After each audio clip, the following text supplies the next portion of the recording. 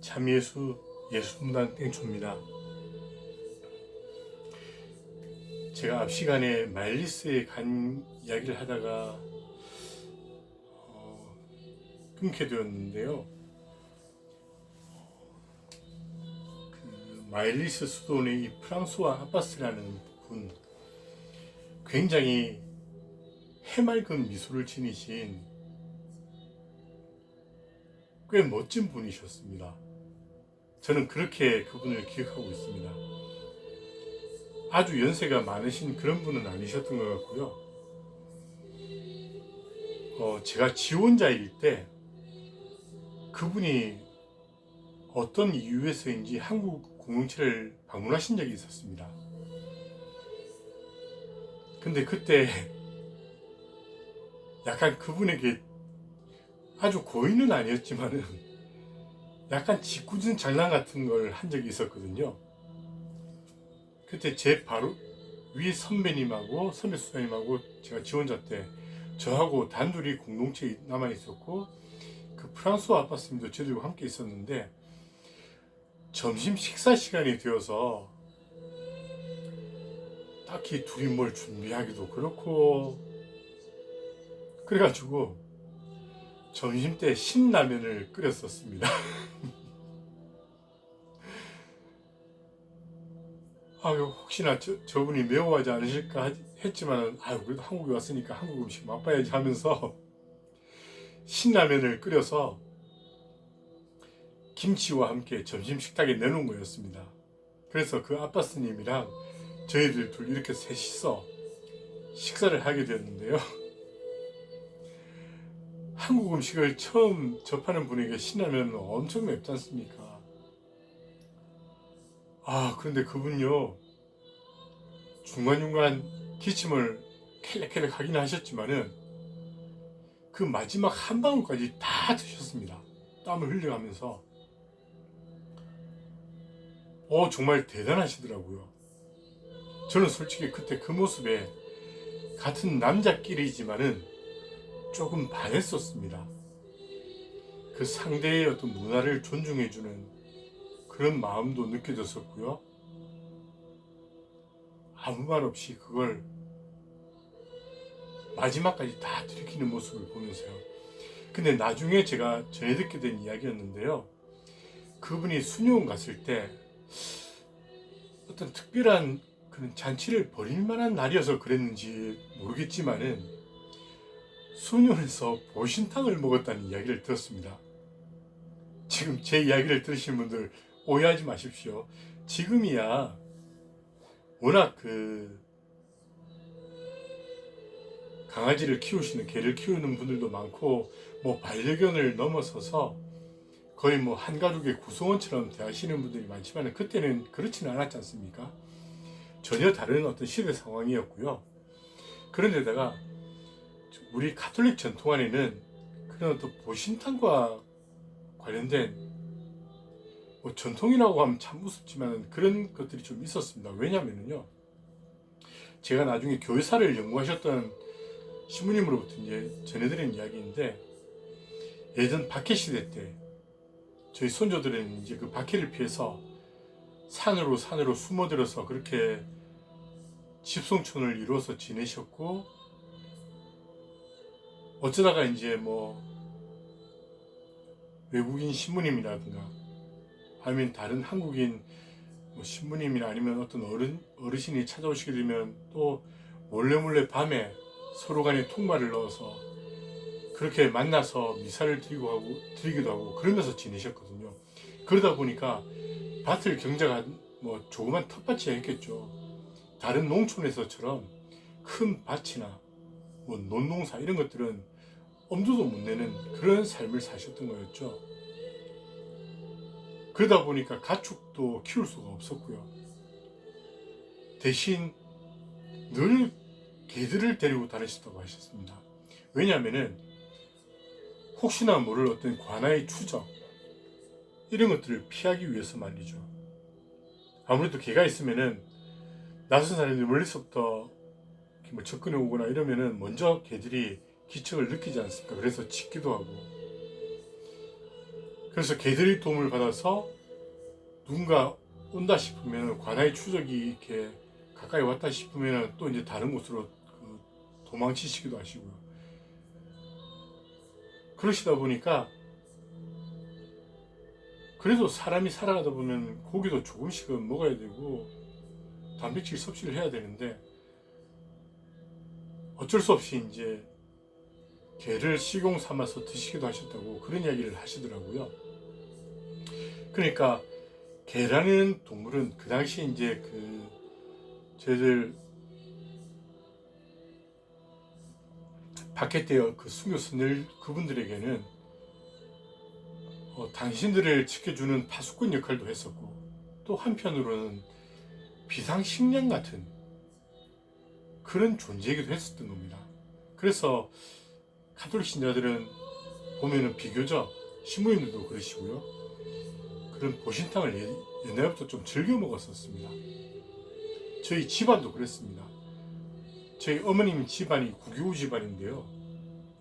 해마다 한 번씩 저희 이모님께서 제가 어릴 때부터 그 개다리 한 짝과 그 개를 중탕해가지고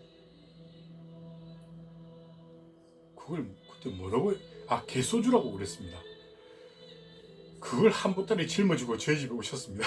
제가 초등학교 때부터 늘 그러셨습니다. 그래서 안 먹겠다고 발버둥을 쳐도 부모님이 억지로 저를 보신탕이라는 걸 먹게 하셨고요. 그리고 그 개소주라는 것들도 저에게 먹이셨습니다.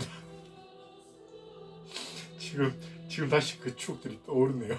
정말 힘겨웠던 추억들이요. 네, 그랬는데 그때 그 수녀원에서도 그래가지고 그 프랑스 아빠스님이 그 보시탕을 먹었다고 그러시더라고요. 그러면서 그 프랑스 아빠스님이 한 가지 부탁을 했다고 그럽니다. 제발 나중에 우리 형제 수사들을 만나더라도 절대 내가 한국에서 개고기 먹었다는 얘기만큼은 하지 말아 달라고. 그렇지, 또 프랑스인들은 더더욱 개에 대한 개를 식용하는 것에 대해서 혐오감을 갖고 있는, 그래서 옛날에 어떤 TV 프로그램에서 우리 한국의 어떤 분과 프랑스의 어떤 여배우였든지 그 개 식용 문제를 가지고서 논쟁을 벌이던 그런 장면들도 제가 지금 갑자기 떠오르네요. 아무튼 그래서 제가 참 그분에게 좀 반했었습니다. 그 모습에. 근데 훗날 제가 알고 보니까 이분이 프랑스 육사 출신이라고 그러더라고요. 프랑스 육군사관학교 출신의 장교였고, 마치 그 샤를드 후코 성인처럼요. 그러다가 나중에 이제 수도원에 들어와서 그렇게 생활을 시작하게 된 거였고, 그때 함께 지냈던 군대에서 그 참모인데 그분이 장교였는지 그 하사관이었는지까지는 제가 잘 모르겠습니다. 그분 역시 이제 같이 수도원에 들어와서 그 마일리스라는 수도원에 같이 생활을 하고 계셨습니다. 그분 역시 그분은 이제 수도원에서 여전히 그 당시 어떤 참모관 같은 모습으로 그 아빠스님 옆자리를 한결같이 지키고 계신 그런 모습이셨는데요. 제가 그분 성함이 잘 기억이 안 나네요. 거의 키가 한 195cm 정도 되는 아주 거구의 어떤 그런 분이셨습니다. 아무튼 그렇게 마일리스 수도원에 도착해서 그 프랑스 아빠스님이랑 인사를 나누고 다른 형제 수사님들과 인사를 나누면서 그 첫날 밤을 보냈고요. 둘째 날 이제 그분들하고 똑같은 일상에 저도 이제 빠져 들어갔죠. 근데 그날 점심 식사 이후에 그 마일리스 공동체에서는 주일이라든가 아니면 평일에도 가끔씩 점심 식사가 끝나고 나서는 그 회랑에 모여 앉아서 꼬냑 꼬냑 한 잔과 그 다음에 뭐 아이스크림 혹은 초콜릿 같은 걸 두고서 그렇게 디저트 형태로 이제 서로 이제 그렇게 나누면서 환담을 주고받는 그런 시간들이 있었습니다. 그래서 제가 도착했던 그 다음 날 이제 제가 준비해갔던 선물들을, 그때 제가 준비한 선물이 아주 큰 병에 담겨있는 인삼주 있지 않습니까? 인삼 모양 그대로 들어있는, 프랑스 그분들이 또 진생 인삼을 굉장히 좋아하신다고 그러더라고요. 그래서 그 인삼주와 또 뭐 다른 전통 한과였는지 뭐였는지 모르겠습니다. 그런 것들과 전통 공예품, 그렇게 우리 고유 문화를 알릴 수 있는 그런 것들을 제가 준비해서 그곳에 갔었습니다. 그래서 이제 아빠스님이 그런 선물들을 꺼내서 이제 형제들 앞에서 보여주시면서 고맙다는 인사를 전하셨고요. 그 다음에 제가 가기 전에 저희 가족 사진을 가지고 와달라고 그러셨거든요. 마침 제가 입회하기 직전에 저희 여동생, 바로 밑에 여동생이 결혼을 했기 때문에 그 결혼할 때 찍었던 사진들, 그리고 이제 개별적인 저희 부모님 사진, 제 여동생 사진, 그런 것들을 이제 가지고 왔었는데, 그 사진들을 이제 그 수사님들이 쭉 서로 이제 돌아가면서 둘러보시더라고요. 전달하면서.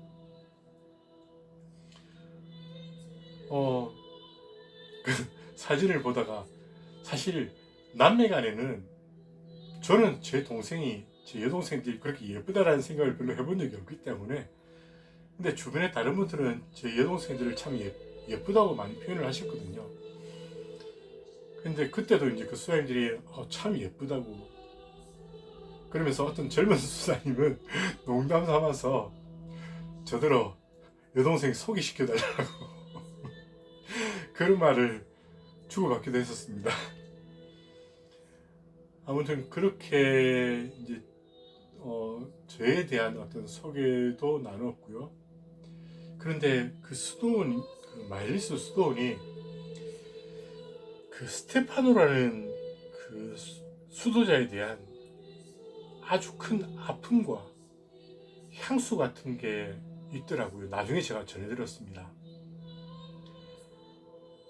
제가 그곳에 가기 훨씬 전에 그 수도원에도 스테파노라는 수사님이 계셨답니다.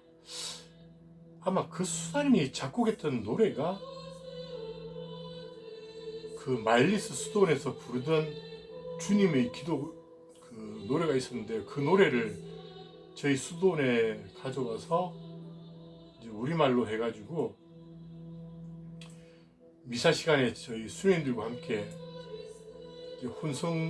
사부 혼성으로 이렇게 불렀던 주님의 기도라는 노래가 있었거든요. 그 노래를 작곡하신 분이 그 수사님이라고 했던지 아마 그런 이야기도 들었던 것 같고요. 어쨌든 제 기억이 확실치는 않습니다. 그 스테파노라는 젊은 수사님이 계셨는데, 어느 날 그 다른 수사님과 함께 알프스산 등반을 떠났다고 합니다. 근데 알프스 산맥도 워낙 크니까 뭐 어느 산을 갔는지 몽블랑을 바로 오르셨는지는 잘 모르겠지만은, 어쨌든 알프스 산맥 등반을 떠났다가 그곳에서 실종되셨던 거였습니다. 그리고 훗날 이제 주검으로 그렇게 이제 발견이 되셨고요. 그 수도원의 그 선배들이 참 아끼던 젊은 수행자였다고, 그런 이야기를 제가 제 선배 수사님으로부터 전해드렸던 것 같습니다. 한국인 선배 수사님으로부터요. 그래서 그 스테파노라는 수도명에 대해서 굉장히 또 반겨주셨습니다. 당신들이 어떤 아픈 상처 그리고 또 그리움이 남겨져 있는 그런 이름이었다고 했으니까요. 아무튼 그렇게 해서 이제 마일리스에서의 어떤 시간들이 시작되었고요. 뭐 매일 새벽에 일어나서 이제 그분들하고 똑같이 이제 일상을 시작했죠. 그리고 일해야 되는 시간에는 그 영화를 보면은 가끔씩 그 미국이나 어떤 다른 유럽의 가정에서 그 잔디 깎는 기계 있지 않습니까? 앞으로 밀고 나가면서 잔디를 깎는 기계. 그런 기계를 가지고서 이제 그 수도원 주변에 잔디를 깎는 그런 일을 저에게 맡기기도 하셨고요. 그리고 그 아빠 스님의 어떤 참모 역할을 하시는 그 덩치 큰 수사님은 그 목공의 일을 하고 계셨습니다.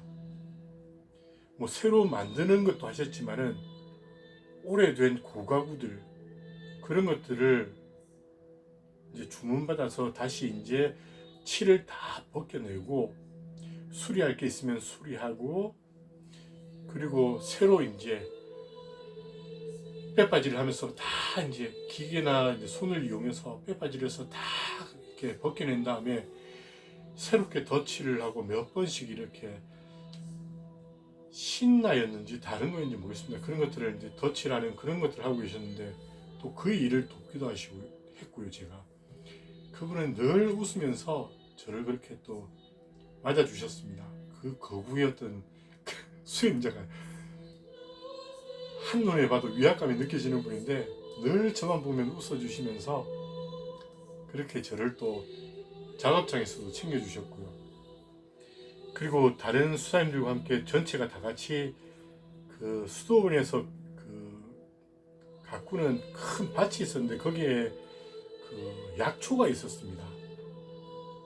그 약초를 가지고 차를 만들어서 이제 그 판매를 하셨는데 그 차를 가지고서만도 거의 수도원이 자립할 정도로 꽤 많은 수입을 올린다고 그러시더라고요. 그래서 그런 일들도 같이 했었고요. 뭐 식사 때는 당연히 뭐 식사 끝나고 나면 다 같이 모여서 이제 설거지하고 행주로 닦아내고 물기 묻은 그릇들 다 닦아내고 그런 일도 했었고요. 가끔씩 제가 설거지하는 동안에 제가 굉장히 좋아했던 클래식 음악 중에 그 페르겐트 조곡이 있었습니다. 저도 모르게 그냥 설거지하는 와중에 제가 흥얼흥얼했는데 그 중에 또 음악을 굉장히 좋아하고 하프 연주를 굉장히 잘하는 제가 그분 수도명이 생각이 안 나요. 까만 안경을 끼고 있고 굉장히 유머러스하면서 활력이 넘치는 그런 제 또래 젊은 수사님 같았는데요. 그분이 너무 반갑게 저더러 그릭 하면서 그렇게 서로 맞장구를 치면서 같이 또 그 페르긴트 조곡의 어떤 부분을 같이 흥얼흥얼 하기도 하고 그랬었습니다. 그렇게 이제 시간을 보냈는데 좀 이제 그 한 가지 문제가 있었습니다. 저에게 문제점이 뭐였냐면요. 그 젊은 수사님 중에서도 어떤 분들 그리고 또 이제 좀 뭐 중년쯤 들어 보이는 그런 이제 어른 수사님들 중에서도 몇몇 분들이 저더러 뭐라고 꼭 물어보셨습니다. 저를 볼 때마다. 그때 이제 제 한국인 선배 수사님은 저더러 이제 뭐라고 하냐고 제가 물어보니까 스테파노 너 뭐 배우러 왔냐 그렇게 물어본다는 거였습니다. 그렇죠. 아무런 답을 안 했습니다. 그리고 저는 이걸 좀 바로 잡아야겠다는 그런 오기가 생겼습니다. 근데 그때 이 선배 수사님도 뭔가 되게 좀 안타깝게도 되게 그곳에서 주눅 들어 계시는 그런 모습이셨고 뭐 그렇게 오랫동안 계시지 않아서 그런지 모르겠지만은 프랑스어도 그렇게 뭐 당신이 표현하고 싶은 걸 이렇게 잘 표현하면서 지내는 것 같지도 않았습니다. 아주 어눌한 프랑스어로 그분들하고 이야기를 주고받고 계셨고, 그리고 뭐 저에게 가끔씩 통역해 주는 이야기도 아주 짧은 몇 마디 뿐이었었습니다. 그래서 뭔가 이분들하고 이야기를 하고 싶은데 이 선배 수사님의 통역으로는 도저히 안 될 것 같고, 근데 마침 그 수도원에 방문하셨던 다른 손님들 중에서 제가 우연히 어떤 한국인 여성분을 발견하게 되었습니다. 그런데 그 여성분 이미지가 굉장히 서구적이셨습니다. 이미지 자체가 벌써. 그건 이제 꽤 오랫동안 그곳에 계셨다는 뜻이죠. 사실 한국인이 미국이든 아니면 다른 유럽이든 이런 곳에 가서 그 풍토에서 그곳 음식들을 먹으면서 오랜 시간을 지내다 보면은 어쩔 수 없이 얼굴 형태도 조금씩 변하게 됩니다. 그래서 금방 알아차릴 수 있게 됩니다. 그때 뵀던 그 자매님 역시 그랬었습니다. 저는 바로 꽤 오랫동안 프랑스에 계셨던 분이구나 하는 걸 알아볼 수 있었습니다. 그래서 그분께 도움을 좀 청하고 싶었는데요. 그런데 그분은 저하고 눈이 마주치고 나서도 저를 피하는 모습이셨습니다. 왜 그러시는지도 저는 좀 능히 짐작이 됐었습니다. 그렇게 오랫동안 프랑스에서 지내셨던 분이지만은 오히려 모국인 한국인을 만나는 걸 꺼려하는 그 마음을 충분히 이해할 수 있었습니다. 하지만 어쨌든 그분에게 도움을 받아야 됐고, 그래서 제 선배 수사님한테 저분이 누구냐고 여쭤보니까 보나라는 세명을 가진 분이시고 교수님이라고 했었습니다. 근데 놀랍게도 그 여성분이 보르도의 어떤 대학에서 동양 철학을 가르치고 있는 교수님이라고 했었습니다. 그래서 저는 속으로 더 잘됐다 이래가지고 훗날 제가 6월 말에 그 마일리스 수도원에 도착을 했거든요. 아마 베네딕토 성인 축일이었는지 언젠지 모르겠습니다. 그게 지나고 나서인지. 아무튼 그때도 그 보나라는 교수님이 오셨길래 제가 그분께 제대로 인사도 못 나눴지만 가볍게 인사를 드리면서 정말 간곡하게 부탁을 드렸습니다. 제가 아빠스님이랑 하고 싶은 이야기가 있는데 꼭 통역을 좀 해주십시오라고.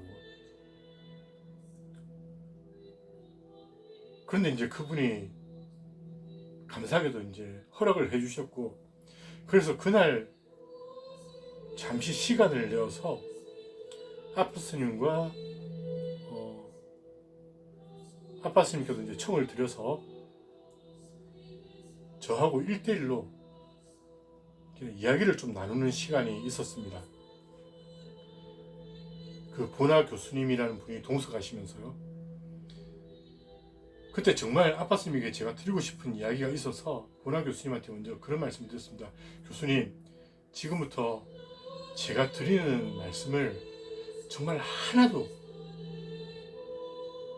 빠뜨리지 마시고 그대로 아빠스님께 좀 전해주십시오라고 그렇게 부탁을 드리면서 제가 드리고 싶은 이야기를 정말 그때도 여전히 역시나 저 땡초를 당돌하고 건방졌습니다. 그 어르신 앞에서요. 제일 처음 제가 뭐라고 말씀드렸냐면은 아니요, 아예 그냥 일장 연설을 했습니다. 그분 앞에서 뭐라고 말씀을 드렸냐면요, 아빠스님, 제가 여기 와서 도착한 이후부터 계속 들었던 이야기가 있습니다. 그러니까 뭐냐고 물으시길래 자꾸 다른 수사님들이, 다른 형제분들이 저더러 뭘 배우러 왔냐고 묻고 계신다고. 그래서 앞으로는 저에게 그런 질문을 하지 말라고 해주십시오라고 제가 건방지고 당돌하게 말씀을 드렸습니다. 그 다음에 아빠스님께 저는 이곳에 뭘 배우러 온 게 아닙니다. 저는 보러 왔습니다. 아빠스님과 이곳 형제 수사님들이 어떻게 하나님 안에서 생활하고 계신지를 보러 왔습니다. 그래서 만약 저에게 정말 유익한 것이 있다면 저는 제 스스로 배울 겁니다. 하지만 그 이전에 저에게 앞으로는 절대 뭐 배우러 왔냐는 말을 하지 말아 주십시오. 그리고 이어서 뭘 배우러 왔냐는 말을 하기 전에 여러분들도 우리 동양을 향해서 뭔가를 배우러 오시고 뭔가를 보러 오시고 그래서 배워 가셨으면 좋겠습니다. 지금까지 서양은 문명을 통해서도 그렇고 교회 안에서도 그렇고 끊임없이 동양과 다른 제3세계를 가르치려 들었었습니다.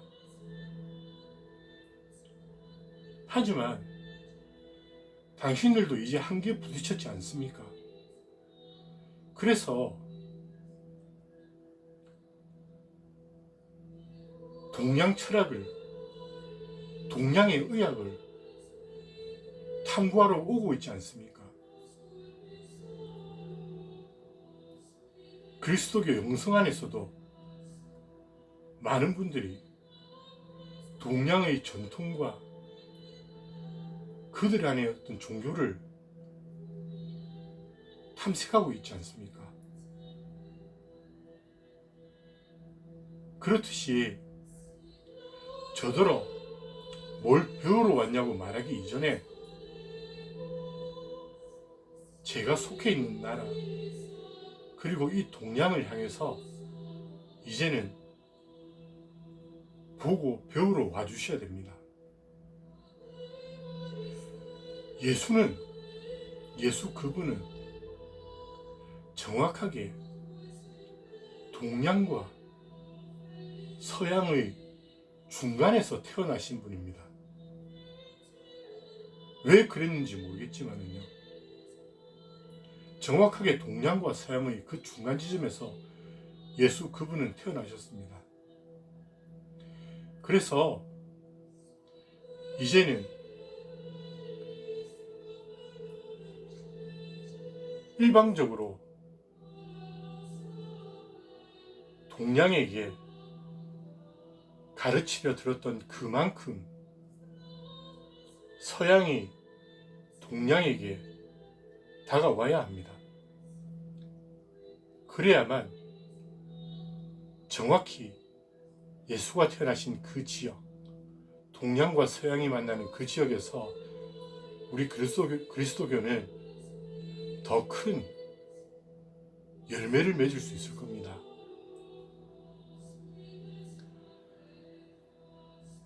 이런 걸 우리 동양에서는 정반합이라고 합니다. 이러면서 제가 후반부의 이야기는 제 마음에 있던 것도 아니었습니다. 이야기를 하다가 저도 모르게 터져나온 이야기들이었습니다. 그렇게 그 아빠스님 앞에서 제가 감히 일장 연설을 한 거였습니다. 물론 중간중간에 이제 그 보나 교수님이 통역을 하느라 제 이야기가 끊길 수밖에 없었죠. 근데 어느 순간부터 이 보나 교수님이 특히나 동양 철학을 가르치고 계시는 이 보나 교수님이신데 막 신이 나신 거였습니다. 얼굴에 막 미소가 번지면서요. 막 신이 나서 제 이야기를 전해주시는 거였습니다. 그리고 프랑스와 아빠스님 그분은요. 또 그렇게 제 이야기를 다 그냥 듣고만 계셨습니다. 다 듣고 고개를 끄덕이시면서 잘 들었다고, 그리고 형제들에게 스테파노 너가 전한 이야기 꼭 전하겠다고 그렇게 말씀을 하시더라고요. 그날 저녁에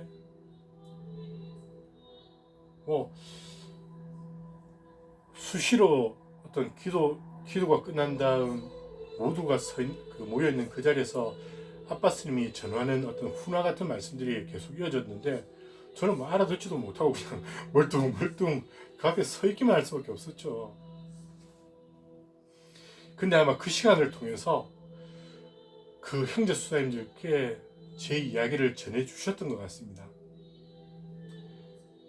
그리고 그 다음날부터 그 수사님들이 저를 대하는 태도가 달라지기 시작했습니다. 그 다음날부터 모든 수사님들이 저에게 엄지척을 해보이셨습니다. 그냥 엄지척.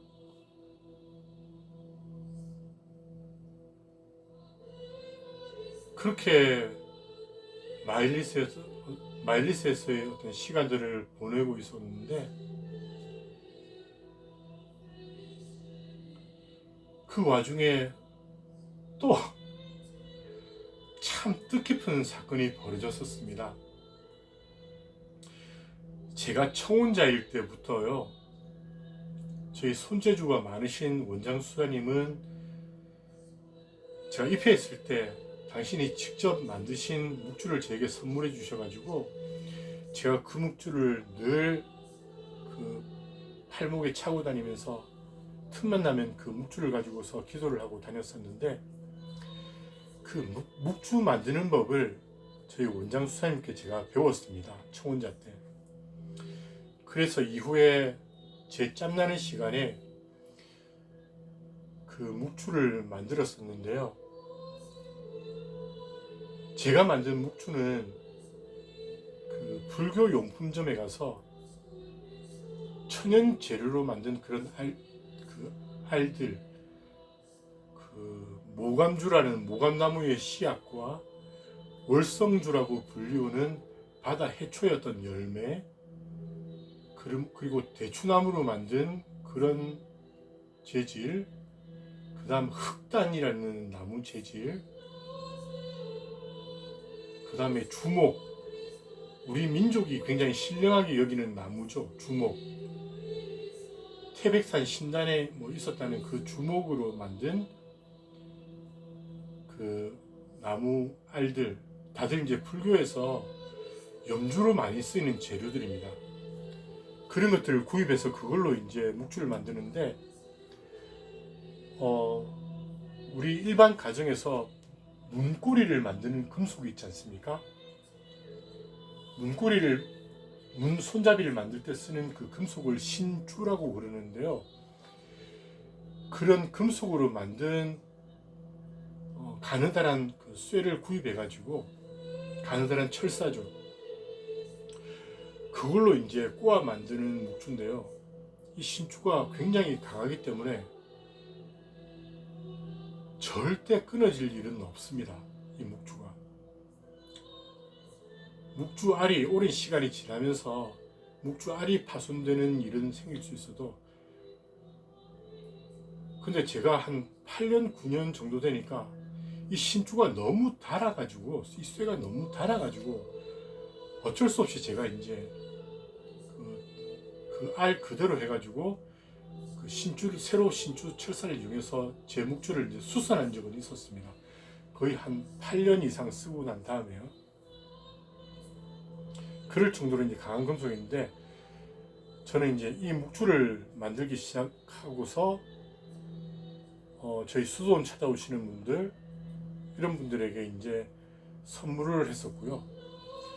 그 마일리스 수도원을 갈 때도 이 묵주 재료와 철사들을 준비해서 제가 갔었습니다. 마일리스 수도원에. 그래서 그곳 수도원에 이제 아빠 스님 뿐만 아니라 모든 수사님들께 대략 한 20분 조금 더 계셨던 것 같은데요. 그 수사님들 모든 분들께 제가 만든 묵주를 이제 선물해 드렸었고요. 그리고 어느 날 그 손님 집에 순례객으로 와 있던 어떤 젊은 부부가 있었습니다. 제 또래에. 그리고 그 당시 아기도 한 명인지 아주 갓난아기까지 포함해서 2명인지 데리고 왔었던 것 같습니다. 그 젊은 그 부부에게 제가 그 묵주를 선물하고 싶어가지고 저희 이제 한국인 선배 수사님과 함께 그 젊은 부부를 만났습니다. 그리고 그 젊은 부부에게 제가 만든 묵주를 이제 선물을 해드렸는데요. 그 선물을 드리자마자 선물을 받았던 부부 중에 그 남자분이, 남편 되시는 분이 저를 껴안고 펑펑 울기 시작하는 거였습니다.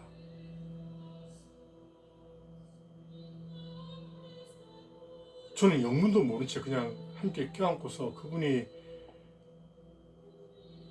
눈물이 이제 그치기만을 기다렸죠. 그런 다음에 왜 그러시냐고 물어보니까 당신에게 기적이 일어났다는 거였습니다. 그게 뭔 말씀이지? 그래서 재차 물었더니 간밤에 그 형제님이 간밤에 꿈을 꿨었는데, 저희들도 이제 그 수도복이 미색 계통이거든요. 하얀 미색 계통의 수도복을 입고 있는데, 그 분도회는 원래 수도자라고 부르지 않고 수도승이라고 부릅니다. 그렇게 엄연히 구분되어서 부르게 됩니다. 수도자가 아니고요.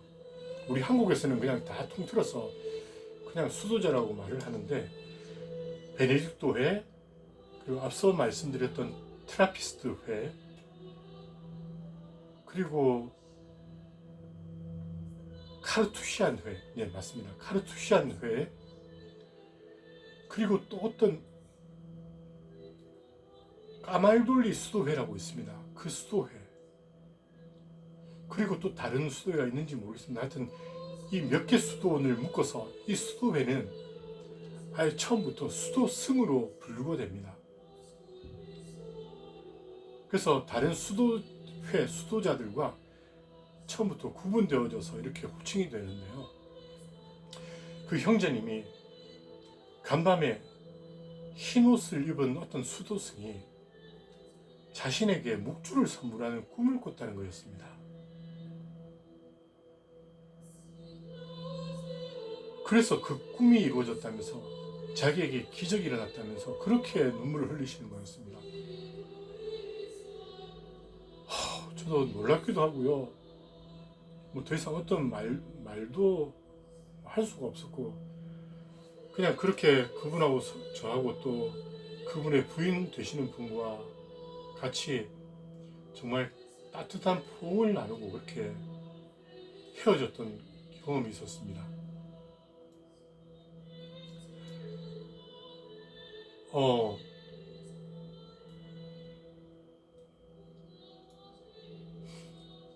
그렇게 지내는 동안에 사실 그때가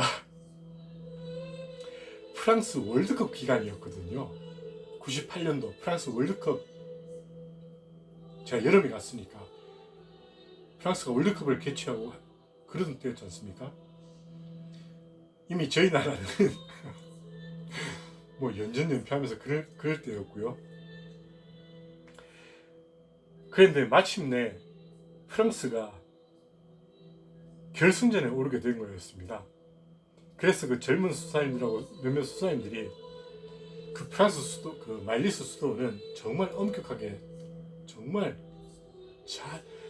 칼같이 잘 서 있는 그런 규율 속에서 살아가는 공동체였는데요. 그 아빠스님께 이제 그 젊은 수사님들이, 야, 몇몇 수사님이 가서 청을 드린 거였습니다. 거기다 제 핑계까지 대가면서 스테파노도 왔고 그리고 우리 프랑스가 결승전에 진출하고 그랬으니 우리 결승전만큼은 좀 꼭 보게 해주십시오라고 청을 드렸는데 그 프랑스와 아빠스님은요, 와, 그렇게 해맑고 정말 웃을 때 보면 정말 귀여운 미소년의 모습이거든요, 그분은. 그런데 정말 칼같이 단칼에 그 청을 잘라버리셨습니다. 그냥 이런 지하예요. 그래서 그날도 결승전이 벌어지는 그날도 저희들은 일상에 빠져들었고요. 나중에 프랑스가 우승했다는 걸 어떻게 알았냐면요, 그 기도가 끝난 다음에 그 수도원도 좀 외딴 곳에 있었고 거기는 이제 산악 지역이란 게 프랑스는 워낙 없다 보니까 그 정말 지평선이 펼쳐진 그런 평야 지대에 위치하고 있었는데 조금 떨어진 곳에 마을이 있었습니다. 그 밤늦은 시각에 그 마을에서 축포가 터지고 막 차들이 막 빵빵거리는 소리가 막 나고요. 밤에 그 소리를 듣고서 아, 프랑스가 우승했구나. 그걸 알게 될 만큼 참 지금 생각해봐도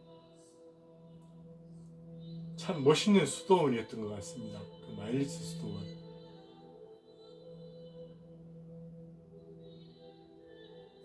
그 뭐 평야지대에 있고 이러다 보니까 아주 아름답다는 그런 느낌을 제가 받지는 못했습니다. 그래서 그 당시에 제 또래 그 수사님들 중에 루이지라고 아주 석학이라고 제가 전해드렸는데 아주 그 머리가 좋은 사람이라고 나중에 뭐 캠브리지 대학에서 또 뭔가를 공부한다는 소식도 전해드렸던 것 같습니다. 그 젊은 수사님이 또 저를 좀 많이 챙겨줬었고요. 그 다른 또 안경 낀 젊은 수사님, 하프 연주를 정말 잘했던 수사님인데 그 수사님들하고 참 이렇게 가깝게 지냈는데 그 루이지라는 수사가 저에게 와서 어떠냐고, 지낼만 하냐고 그런 질문을 저에게 한 적이 있었습니다. 그래서 지낼만 한데 한 가지가 참 아쉽다라는 이야기를 제가 했었습니다. 제가 아쉬웠던 건 산이었습니다. 산. 정말 끝없이 펼쳐진 지평선에서 어느 날은 정말 밤늦게 벼락이 내리치는데요. 그것도 정말 장관이더라고요. 끝없이 펼쳐진 그 지평선 아래 여기저기서 그 번개들이 하늘에서 땅으로 내려꽂는데요. 정말 여기저기서 막 내려꽂는데요.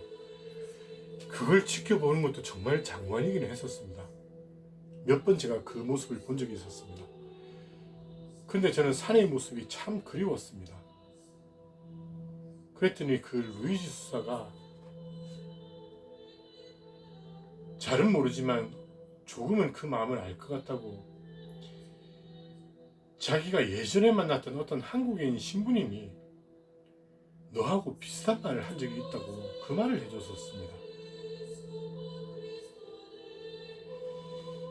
아무튼 그렇게 또 저에게 뜻깊고 평안했던 그곳에서의 시간들이 흘러가다가